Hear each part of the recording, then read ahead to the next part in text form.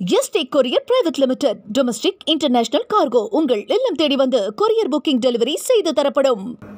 எவ்வளவு பெரிய பெருமையாக இருக்கின்றது. நீதியரசர் ஏஆர் லட்சுமணன் இங்கே படித்தவர். அவருடைய நோபல் பரிசு பெற்ற ராமனுடைய சீடர்கள் இந்த கல்லூரியிலே படித்தவர்கள். நெப்போலியன் மத்திய அமைச்சராக இருந்தவர் இந்த கல்லூரியிலே படித்தவர்கள். இந்த கல்லூரியில் பாதம் பதித்தவர் நம்முடைய மாண்புமிகு மறைந்த ஜவஹர்லால் நேரு, அன்னை இந்திரா உட்பட நிறைய தலைவர்கள். முதல்வர்களை எடுத்துக்கொண்டால் காமராஜர், நம்முடைய மறைந்த தலைவர் கலைஞர், எம்ஜிஆர் அவர்கள் வரிசையில் இந்த அப்பாவும் இதிலே காலடி வைப்பதற்கு ஒரு வாய்ப்பை தந்ததற்கு நிச்சயமாக உண்மையிலே மகிழ்ச்சி அடைகின்றேன். இந்த காலகட்டத்தில் மிக முக்கியமானது ஜெரோ என்ற ஒரு அருட்தந்தையர் இந்த கல்லூரியிலே படித்தவர். இந்த கல்லூரியில் இருந்து இந்திய அரசியலமைப்பு சட்டம் உருவாக்குவதற்கு உருவாக்கப்பட்ட குழுவில் ஒரு உறுப்பினராக சென்றார் என்பது மிகப்பெரிய வரலாற்றுக்கு மிகப்பெரிய பதிவாக நாம் எடுத்துக்கொள்ள வேண்டும். இந்திய அரசியலமைப்பு சட்டம் ஒன்றை டாக்டர் அண்ணல் அம்பேத்கர் தலைமையில் உருவாக்கி இருக்கவில்லை என்றால் இந்த நாடு எந்த நிலைக்கு இருக்குமோ சொல்ல முடியாது. இப்போது கூட அதுக்கு பல ஆபத்துகள் வந்து கொண்டுதான் இருக்கின்றது, இல்லை என்று சொல்லிவிட முடியாது. இப்போது கூட பெரிய பொறுப்புகளில் இருக்கின்றவர்கள் கூட ஜாதி சமயத்துக்கு அப்பால் பட்டு செக்குலர் கண்ட்ரி என்று இருப்பதை அதை மாற்ற வேண்டும் என்று கூட பல பேர் துடிக்கின்றார்கள். இன்னும் கூட இந்தியாவில் உள்ள கலாச்சார சீரழிவை தந்தவர் லார்டு மெக்காலா பிரபு என்று இப்போது பெரும் பொறுப்புகளில் அமைச்சராக ஒன்றிய அரசிலே இருக்கின்றவர்கள் கூட வெளிப்படையாக பேசுகின்றார்கள். அவர் செய்த தவறு என்ன, எல்லோரும் படிக்கலாம் என்று சொன்னார். இதுதான் மிகப்பெரிய குற்றம். இந்த சித்தாந்தவாதிகள் சொல்லுகின்றார்கள். ஆனால் என்று சேசு சபை அடியெடுத்து வைத்து கல்வி நிறுவனங்களை ஆரம்பித்து கல்வி கற்றுக் கொடுக்க ஆரம்பித்தார்களோ அந்த முதல் நாள் முதல் என்ன நோக்கத்துக்கு வந்தார்களோ அதை விட ஒரு இஞ்சி கூட எங்கேயும் அடி பிசகாமல் ஜாதி இல்லை, மதம் இல்லை, உயர்ந்தோர் தாழ்ந்தோர் இல்லை, இன்னும் சொல்ல போனால் பணக்காரரை விட ஏழைகள் தான் எங்கள் நிறுவனத்தில் அதிகமாக கல்வி கற்க வேண்டும் என்பதை முழுமையாக ஏற்றுக்கொண்டு நடத்துகின்ற நிறுவனம் தான் நம்முடைய அருட்தந்தையர்கள் நடத்துகின்ற இந்த அற்புதமான நிறுவனம். அன்று முதல் இன்று வரை அதே நன்மைக்கும் உண்மைக்குமாக இந்த நிறுவனத்தை கல்வி ஸ்தாபனங்களை நடத்தி வருவது இதுதான் தமிழ்நாட்டுக்கு பெருமை. நீங்கள் இப்போது எண்ணி பார்க்காதீர்கள். நான் சொன்ன காலம் 1835க்கு முன்னால் நாம் பள்ளி தெரு பக்கமே போக முடியாது. இந்து ஆலயங்களில் ஸ்ரீரங்கநாதர் ஆலய தெருவில் போக முடியாது. நம்மெல்லாம் எந்த ஜாதி என்று கேட்டுதான் அனுப்புவார்கள். அந்த காலத்தை எல்லாம் உடைத்து முதலாக எல்லோரும் சமம் என்று வந்தது இந்த கிறிஸ்தவ அமைப்புகள் தான். பள்ளியை ஆரம்பித்து எல்லோரும் படி என்று படிக்க வைத்தார்கள். இப்போது கூட அதற்கு அச்சுறுத்தல் வந்து கொண்டிருக்கின்றது.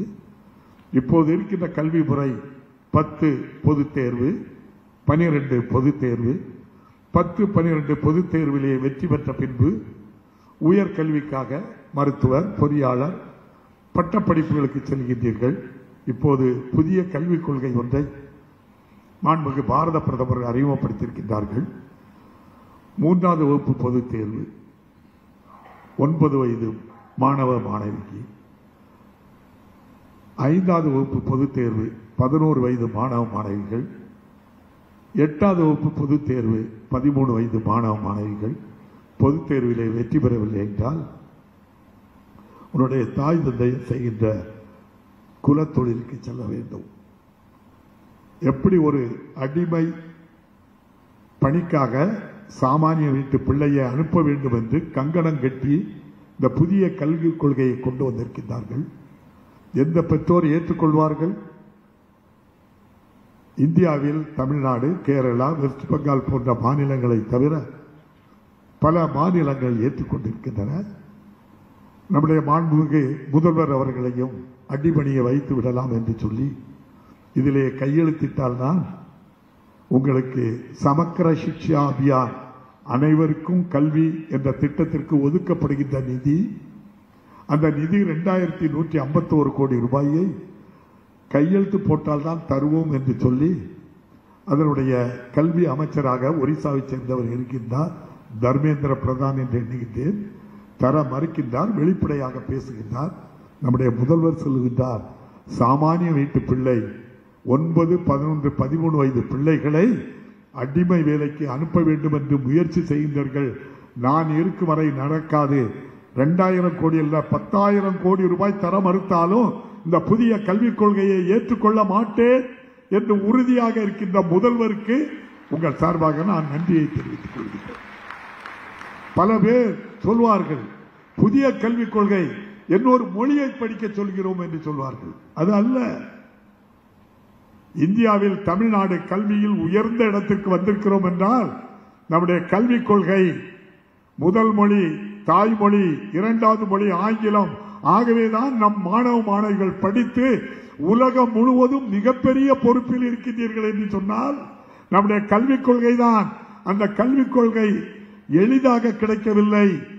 மிகப்பெரிய அளவில் நம்முடைய திராவிட இயக்கம், பெரியார், அண்ணா, கலைஞர் மிகப்பெரிய போராட்டம் போராடி இந்தியை விரட்டிய பின்புதான் நாம் இந்த உச்சத்துக்கு வந்திருக்கின்றோம். ஆகவே நம்முடைய கல்விக் கொள்கை தான். நம்முடைய தமிழ் பெருமை உங்களுக்கு தெரியும். நம்முடைய தமிழன், தமிழ் சாதாரணமாக நீங்கள் எண்ணிட வேண்டாம். தமிழ் மொழி பேசுவதையும் நீங்கள் சில பேர் என்ன தமிழ் மொழி தானே என்று ஒருபோதும் எண்ணிவிடாதீர்கள். உலகில் தோன்றிய முதல் 3 மொழிகளில் இன்றும் வாழ்ந்து கொண்டிருக்கின்ற மொழி தமிழ் மொழி மட்டும்தான். இந்தியாவில் தோன்றிய ஒரு மொழி வெளிநாடுகளில் ஆட்சி மொழியாக இருக்கிறது என்றால் இலங்கையில் ஆட்சி மொழி, கனடாவில் ஆட்சி மொழி, சிங்கப்பூரில் ஆட்சி மொழி, மலேசியாவில் 2வது மொழி என்று சொல்லி, மொரிசியாவில் ஆட்சி மொழி என்று சொல்லி, இந்தியாவில் தோன்றிய ஒரு மொழி நம்முடைய மொழி, நம் தாய்மொழி, நம் முன்னோர் பேசிய அந்த தமிழ்தான் உலகத்திலே பல நாடுகளில் ஆட்சி மொழியாகவும் இருக்கின்றது. முதலில் தோன்றிய 3 மொழிகளில் தமிழ் இன்னும் வாழ்ந்து கொண்டிருக்கின்ற மொழி. ஒரு காலத்தில் தமிழ் சமஸ்கிருதத்தில் இருந்து தோன்றியது என்ற ஒரு மாயையை உருவாக்கினார்கள். 200 ஆண்டுகளுக்கு முன்னால் ஐயா கால்டுவெல் வந்தார், இந்தியாவுக்கு வந்தார், தமிழ்நாட்டுக்கு வந்தார், தென்கோடியிலே வந்தார். இந்த அப்பாவுடைய சட்டமன்ற தொகுதியில் இடையன்குடியில் அமர்ந்தார். தமிழ்நாட்டில் உள்ள இந்தியாவில் உள்ள 18 மொழிகளை 18 ஆண்டுகள் கற்று தேர்ந்து சமஸ்கிருதத்துக்கும் தமிழுக்கும் தொடர்பில்லை, சமஸ்கிருதம் வேறு தமிழ் வேறு, தமிழ் குடும்பம், இந்த குடும்பத்தினுடைய பெயர் திராவிடம், அதில் முதல் மொழி தமிழ், தமிழிலிருந்து தோன்றியதான் மலையாளம், தெலுங்கு, கன்னடம் போன்ற மொழிகள் எல்லாம் தமிழ் குடும்பங்கள் என்று சொல்லி ஒப்பிலக்கணத்தை எழுதி தந்து தமிழுக்கு பெருமை சேர்த்து இந்தியாவிலே முதலாக செம்மொழி அந்தஸ்தை பெற்ற ஒரு மொழி தமிழ் மொழி பெற்று தந்தவர் மறைந்த தலைவர் கலைஞர். எவ்வளவு பெரிய சிறப்புமிக்க மொழி. ஆகவே தமிழை அழித்து விடலாம், தமிழ் கலாச்சாரத்தை அழித்து விடலாம், தமிழ் பண்பாட்டை அடித்து நொறுக்கி விடலாம். இன்னும் சொல்ல போனால் சமூக நீதியை அளித்தால்தான் நாம் கால் உண்டலாம் என்று கங்கணம் கட்டிக் கொண்டு இருப்பார்கள். தெரிந்து கொள்ளுங்கள், RSS சித்தாந்தம் மிகப்பெரிய கொடூரமான சித்தாந்தம். தேசப்பிதா மகாத்மா காந்தியை சதி செய்து கொண்டார்கள் சதிகாரர்கள். நான் அரசியலுக்காக பேசவில்லை. அவர்கள் ஜாதி வன்மம் கொண்டவர்கள். அதைத்தான் சனாதன தர்மத்தை நாம் எதிர்க்கிறோம், வேண்டும் என்று எதிர்க்கிறது. எல்லோரும் சமம் என்று சொன்னால் பிரச்சனையே இல்லை. இப்போது கூட IIT, IIM போன்ற உயர் படிப்பு உள்ள நிறுவனங்கள் இருக்கின்றது, உங்களுக்கு தெரியும். என்னை விட உங்களுக்கு அதிகமாக தெரிஞ்சிருக்கும். JW தேர்வு எழுதிதான் செல்ல வேண்டும். அதில் கூட நான் கேள்விப்பட்டிருக்கின்றேன், குருகுலத்தில் இருந்து படித்து வந்தால் தேர்வு தேவையில்லை, அவங்களை சேர்த்துக்கலாம். அதிலே பட்டம் படிக்கின்ற மாணவ மாணவிகள் அந்த பகுதியிலிருந்து அந்த சமூகத்திலிருந்து வந்தவர்களுக்கு 40 லட்சம் ரூபாய் ஆராய்ச்சி பணம். முதுகலைக்கு சென்றால் 60 லட்சம். சாமானிய வீட்டு பிள்ளைக்கு வாங்கிய கல்வி கடனை ரத்து செய்ய மறுக்கிறார்கள். சாமானிய வீட்டு பிள்ளை 50,000, 1 லட்சம், 2 லட்சம் கல்வி கடன் தந்ததை தள்ளுபடி செய்ய மனமில்லை. ஏழை விவசாயி வாங்கிய கடன் தள்ளுபடி செய்ய மனமில்லை. தனியாரிடம் வசூலிக்க சொல்லி குண்டர்களை அனுப்புகின்றார்கள். ஆனால் பாரத பிரதமரோடு இருக்கின்ற கார்ப்பரேட் நிறுவனம் ஒன்று அல்லது ஒரு 50க்கு உட்பட்ட நிறுவனங்களுக்கு 1 ரூபாய் 2 ரூபாய் அல்ல 14 லட்சம் கோடி ரூபாய் வங்கியில் வாங்கிய கடனை ரைட் ஆஃப் செய்திருக்கிறார்கள் என்றால் எந்த அரசு யாருக்காக இருக்கிறது என்று பாருங்கள். சாமானியனை படிக்க வைக்க வேண்டும், வேலை வாய்ப்பை உருவாக்கி கொடுக்க வேண்டும். உலகம் முழுவதும் சென்று நம்முடைய முதல்வர் இன்று ஜெர்மனியில் இருந்து 7,000 கோடி ரூபாய்க்கு புரிந்துணர்வு ஒப்பந்தம் செய்து இப்போது லண்டனுக்கு சென்றிருக்கின்றார். படித்து வருகின்ற மாணவ மாணவிகளுக்கு நான் முதல்வர் திட்டத்தை தந்திருக்கின்றார். படித்து முடித்தவுடன் வேலை கிடைக்குமா என்றால் ஒவ்வொரு மாவட்டத்திலும் ஆண்டுக்கு 3 முறை வேலை வாய்ப்பு முகாம் 100-200 நிறுவனங்கள் வருகின்றன. படிப்புக்கு தகுந்த வேலையை கொடுக்கின்றன. ஒரு புள்ளியோரம் சொன்னால் 2021 குறு சிறு நடுத்தர தொழில் 14 லட்சம் தொழில்கள் இருந்தன. 4.5 ஆண்டு காலத்தில் மட்டும் அந்த 14 நீங்களாக புதிதாக 17 லட்சம் குறு சிறு நிறுவனங்கள் உருவாக்கப்பட்டிருக்கின்றது. 33 லட்சம் பேர்களுக்கு வேலை வாய்ப்பை கொடுப்பதற்காக மாண்புமிகு முதல்வர் அவர்கள் படிக்கவும் வைக்கின்றார். படித்து முடித்தவர்களுக்கு வேலை வாய்ப்பையும் கொடுப்பதற்காக இப்படிப்பட்ட பணிகள் தமிழ்நாட்டில் முதல்வர் செய்கின்ற காரணத்தினால்தான் நம்முடைய ஒன்றிய அரசு கொடுக்கின்ற புள்ளி விவரப்படி மிகச்சிறந்த கல்வியை பெற்ற மாநிலம் தமிழ்நாடு. பாரத பிரதமர் புதிய கல்விக் கொள்கை என்ன சொல்லுகிறார்? 2035க்குள் எல்லா மாநிலங்களிலும் 50% பேரை பட்டதாரி ஆக்குவேன் என்று சொல்கின்றார். 2035க்குள் 3 ஆண்டுகளுக்கு முன்னாலே 50% பட்ட படிப்பை முடித்த மாநிலம் தமிழ்நாடாக இருந்து கொண்டிருக்கின்றது.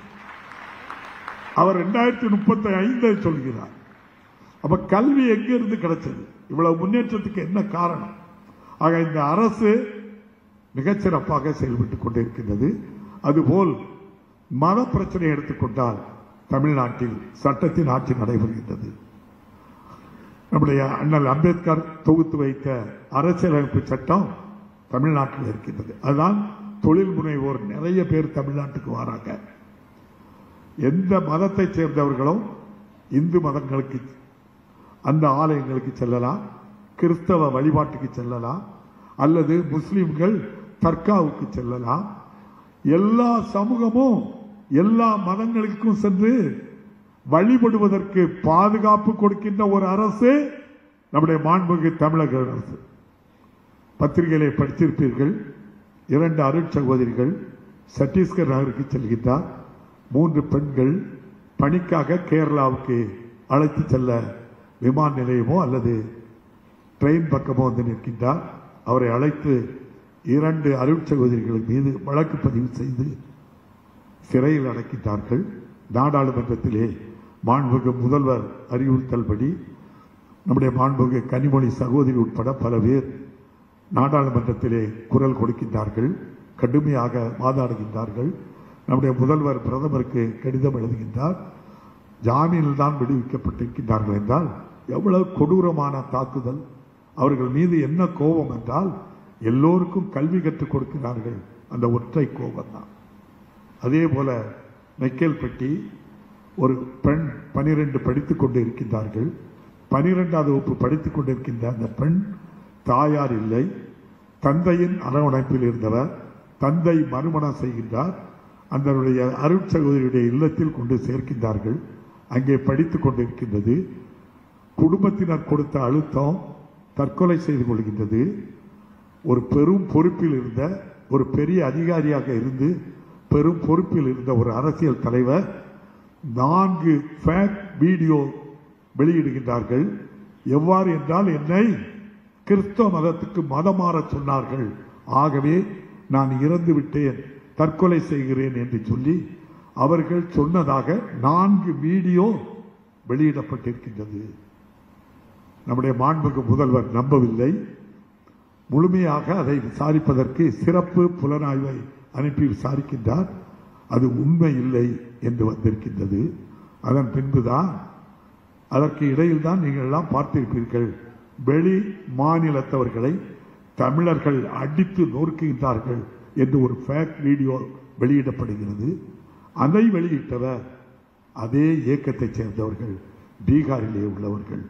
வெளி மாநிலத்தவரை தமிழர்கள் அடிக்கின்றார்கள் என்றால் இங்கே கலவரத்தை உருவாக்க வேண்டும் என்ற ஒற்றை நோக்கத்துக்காக அதையும் மாண்புமிகு முதல்வர் அவர்கள் சட்டத்தின் பிடியில் அழைத்து வந்து சிறையில் அடைத்த பெருமை மாண்புமிகு தமிழக முதல்வர். உண்மையை, இந்த கல்லூரி எவ்வாறு நன்மைக்கும் உண்மைக்குமான ஒரு கல்லூரியாக இருக்கின்றதோ அதுபோல்தான் நம்முடைய மாண்புமிகு முதல்வர் அவர்களும் மக்களுடைய நன்மைக்கும் உண்மைக்குமாக உழைக்கின்ற நம்முடைய மாண்புமிகு முதல்வர் எத்தனை இடையூறுகளுக்கு இடையே இருந்து இப்படி பணியாற்றுகின்றார். ஆகவே இவ்வாறு சிறுபான்மையில் நடத்துகின்ற கல்லூரிகள், பள்ளிகள், சிறுபான்மையினர் தியாக வாழ்க்கை வாழ்கின்றவர்களுக்கெல்லாம் பாதுகாப்பு கொடுக்கின்ற ஒரு அடைக்கலமாக மாண்புமிகு முதல்வர் இருக்கின்றார். இந்த திருச்சியை எடுத்துக்கொண்டால் மூத்த அமைச்சர் அருமை அண்ணன் நேரு அவர்கள் இருக்கின்றார்கள். ஒரு அருட்தந்தையர் போய் என்ன என்று கேட்டால் அடுத்த நிமிடமே என்ன செய்ய வேண்டுமோ அதை செய்து கொடுக்கின்ற ஆற்றல் உள்ளவர் அண்ணன் KN நேரு அவர்கள். இன்னொரு பள்ளிக்கல்வித்துறை அமைச்சர் இருக்கின்றார். சிரித்த முகத்தோடு தந்தையர்கள் சொன்னால் என்ன செய்ய வேண்டும் ஃபாதர் சொல்லுங்க என்று கேட்டு செய்து கொண்டு இருக்கின்றார்கள். நான் 2 ஒரு பல்கலைக்கழகம், இன்னொன்று அரசாணை 5 வித்ட்ரால் பண்றது. இந்த 2ஐயும் நிச்சயமாக அவர்களே முன்னெடுத்து உங்கள் கல்லூரிக்கும் உங்களுடைய கல்லூரிக்கும் பல்கலைக்கழகத்திற்கும் நிச்சயமாக துணை நிற்பார்கள். அவர்களோடு இணைந்து அப்பாவும் முதல்வருடைய கவனத்திற்கு எடுத்து சென்று உங்களுடைய கோரிக்கை நிறைவேற்றுவதற்கு நான் உறுதியாக துணை நிற்பேன் என்று கூறி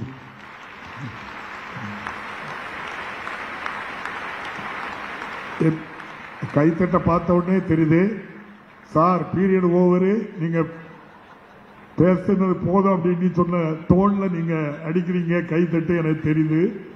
நிச்சயமாக எனக்கும் காலத்தினுடைய அறிவை கருதி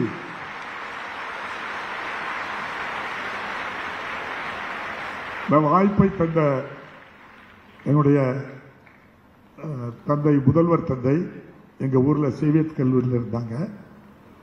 எவ்வளவு நெருக்கடி வந்தது, நெருக்கடிகள் இருந்து எப்படி மீண்டு வரணுங்கிறத நம்முடைய தந்தை மரியதாஸ் அடிகளார்ட்ட தான் கேட்கணும். எவ்வளவு பிரச்சனைகள் வந்தாலும் சரிதான், கொண்ட கொள்கையில இந்த நிறுவனத்தினுடைய சட்ட திட்டத்துக்கு உட்பட்டு அதை நெறிப்படுத்துகின்ற ஆற்றல் மிக்கவர் அருட்தந்தை நம்முடைய மரியதாஸ் அடிகளார். உங்கள் முதல்வர் அவர்கள் சார்பாக நன்றியை தெரிவித்துக் கொள்கின்றேன். அதுபோல் ரெக்டர் தந்தை, அதிபர் தந்தை அவர்கள் எவ்வாறு இந்த உள்ளரங்கம் பெற்றேனோ அதுபோல் பல்கலைக்கழகமும் பெற்றே தீர்வோம் என்னுடைய காலத்தில் என்று முயற்சி செய்த நம்முடைய செயலர் தந்தை உட்பட அவர்களோடு இணைந்து பணியாற்றுகின்ற லயோலா ஓய்வு பெற்ற முன்னாள் முதல்வர், லயோலா கல்லூரியுடைய முதல்வர் ஜோதி அவர்கள் உட்பட அவர்களோடு இணைந்து பணியாற்றுகின்ற சேசபை ஊழியர்கள் உட்பட நம்முடைய அரசு உதவி பெறும் கல்லூரி, அதுபோல தனியார் அரசு உதவி இல்லாத பாடப்பிரிவுகளும் நடத்துகின்றீர்கள். ஒட்டுமொத்தமாக எனக்கு வியப்பாக இருப்பது ஒன்றுதான், 350 பேராசிரியர்கள், 150 ஆசிரியர் அல்லாத பணியிடங்கள். எவ்வளவு பெரிய நிர்வாகத்தை எவ்வளவு சிறப்பாக, எவ்வளவு எளிமையாக, அற்புதமாக நடத்தி கொண்டிருக்கின்ற உங்களுக்கும், இதிலே படித்துக் கொண்டிருக்கின்ற மாணவ மாணவிகளுக்கும், ஆசிரியர் பெருமக்களுக்கும், ஆசிரியர்கள் எதையும் எதிர்பார்க்காமல் உங்களுக்காக நல்ல கல்வியை கொடுத்து கொண்டு இருக்கின்றார்கள். எதையும் மனதில் வைக்க மாட்டார்கள். எல்லாற்றையும் மாணவ மாணவிகளுக்கு கொடுக்கின்ற நல்ல ஆற்றல் பெற்றவர்கள் ஆசிரியர்கள். ஆகவே ஆசிரியரை எவ்வாறு மரியாதை செய்ய வேண்டும் என்று அருட்தந்தையர்கள் சொல்லி தந்திருப்பார்கள். ஆகவே இந்த நம்முடைய ஆசிரியர் தினமான நாளை மறுநாள் நடக்கின்ற இந்த நிகழ்வுக்கு இன்றே நடந்தாலும் எல்லோரும் பெற்றோரை மதிப்பது போன்று ஆசிரியரையும் மதித்து நல்ல கல்வியை பெற்று தலை சிறந்த விஞ்ஞானியாக வர வாழ்த்தி விடைபெறுகிறேன். நன்றி, வணக்கம். Yesterday courier private limited, domestic international cargo உங்கள் இல்லம் தேடி வந்து கொரியர் புக்கிங் டெலிவரி செய்து தரப்படும். என்றும் உங்களுடன் மை இந்தியா. முக்கிய செய்திகளை உடனுக்குடன் தெரிந்து கொள்ள சப்ஸ்கிரைப் பண்ணுங்க, பெல் பட்டனை பிரஸ் பண்ணுங்க. என்றும் உங்களுடன் மை இந்தியா.